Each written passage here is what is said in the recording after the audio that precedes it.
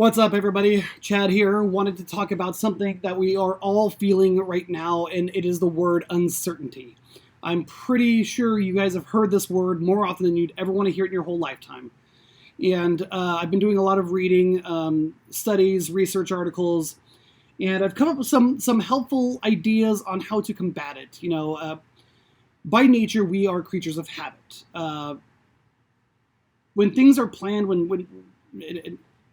when things go our way, we feel more in control.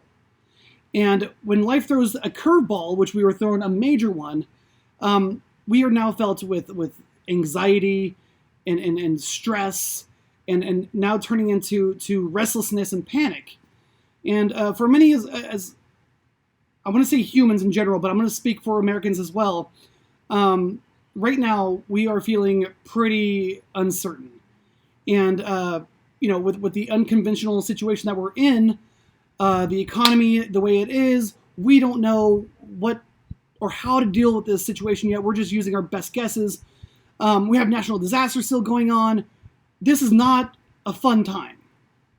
But in order to help you in your own mental health, here are at least a few ideas on how to combat that uncertainty when you start feeling, just So, one of them would be kind to yourself. Some people are just better at dealing with uncertainties than others. So really don't beat yourself up for if your tolerance level is like just super low. Don't get angry at yourself. Remind yourself that, it might take time for this stressful situation to resolve. And we know that we're all in it. But you need to really be patient with yourself. Reflect on past successes. So chances are you have had some really rough times in your life. And this is very personal for you, and nobody else knows how you felt during that time. But guess what? If you're watching this, you have survived. So give yourself some freaking credit. Reflect on what you did during that event, and that was helpful, and what you might want to do, what you would like to do differently at this time. The other thing, we've all been kind of doing it. I've been doing a lot more reading, but develop new skills. When life is calm, we make it a point to try things outside of our comfort zone. But we don't really do them. So from taking a stand with a difficult boss or trying a new sport, taking risks. Helps you actually develop confidence and skills that will come in handy later on. So try to cultivate some new skills while we're all while we're just being right now. Here's one of the bigger ones that I'm having a hard time doing, and I see that a lot of other people are having a hard time doing. Limit exposure to the news. This includes any right or left wing memes, other gaslighting, stoking the fuel of any. Limit your exposure. When we're stressed about something, it can be very hard to look away, but compulsively we like to check the news to keep up, and it only really keeps opening up the wound of the situation of uncertainty. Try to limit your check-ins with social media. That's where most of the junk is actually coming from, and try to, if you can, try to limit your exposure to news at vulnerable times during the day, like bedtime. It's probably not a good time to go check the news to learn that we've been extended for another 30 days and get, terrible sleep. This is what I've been talking about for a while, and it's avoid dwelling on things you cannot control. When things are uncertain, many people immediately imagine the worst case scenario, and we are all doing it. We'll never get out of the house. We'll never go back to work. The economy's going to fall. We'll become a third world nation. I've seen it all. But get out of the habit of ruminating on the negative events right now. It's hard to do. And it goes back up to,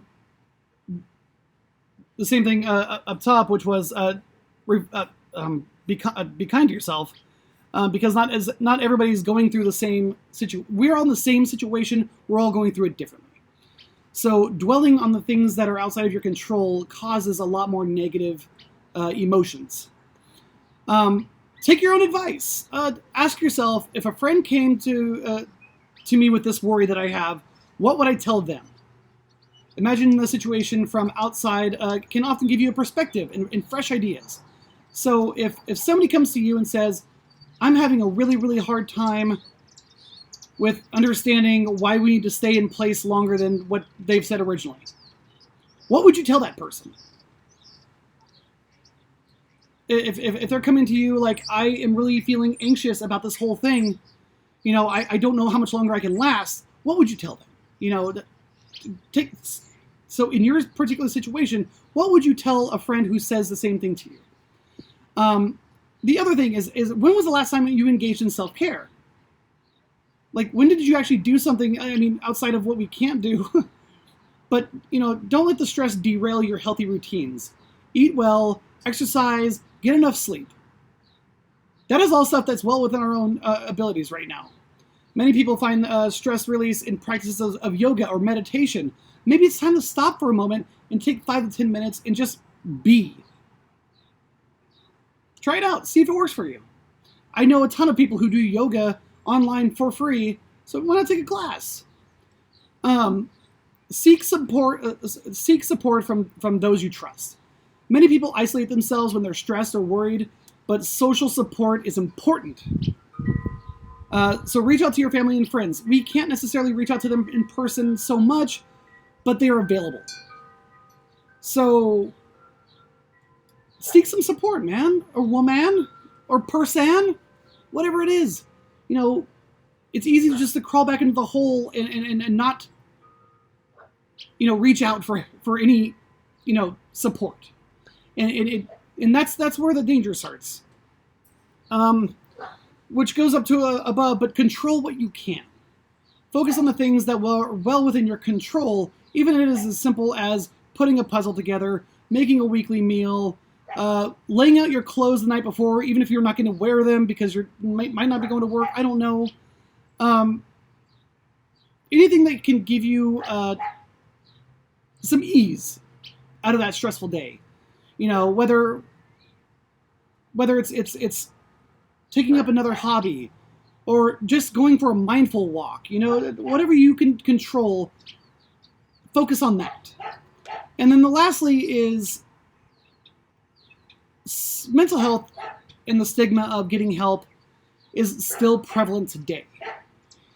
Asking for help, seeking a therapist, going to a psychologist, going to a psychiatrist, whatever you might need. Maybe even this is a substance abuse counselor. Asking for help is healthy. It is healthy. I'll say it again. It is healthy. So I recommend that if you haven't sought out therapy, and I'm not talking about a bitch session with your friend about how everything is just wrong in the world. I'm talking about actual therapy or that is for you. So that's it. Hopefully some of these things work for you if you choose to use them. I'm actually the ones I'm working on personally is probably engaging in self-care. I haven't been doing a lot of that as much as I'd like to, and develop new skills. That's the other one I really want to focus on because I would like to at least have some new tools in my toolbox after this is over. But with that being said, thank you very much for your time, guys. I'm Chad, and we all got this.